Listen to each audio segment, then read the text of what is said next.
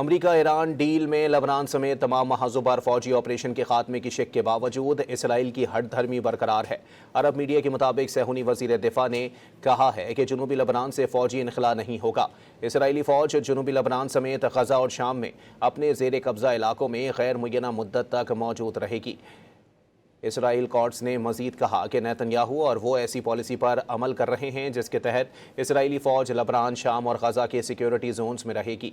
Israel तमाम तर दबाव के बावजूद लेबनान से फ़ौज वापस बुलाने की मुखालफत करता है। अमरीका ईरान डील में लेबनान समेत तमाम महाजों पर फौजी ऑपरेशन के खात्मे की शक के बावजूद इसराइल की हठधर्मी बरकरार है। अरब मीडिया के मुताबिक सहूनी वजीर दिफा ने कहा है कि जनूबी लेबनान से फौजी इनखला नहीं होगा। इसराइली फौज जनूबी लेबनान समेत गजा और शाम में अपने जेर कब्जा इलाकों में गैर मुय्यना मुद्दत तक मौजूद रहेगी।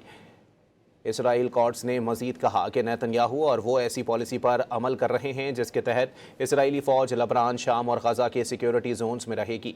इसराइल तमाम तर दबाव के बावजूद लेबनान से फ़ौज वापस बुलाने की मुखालफत करता है।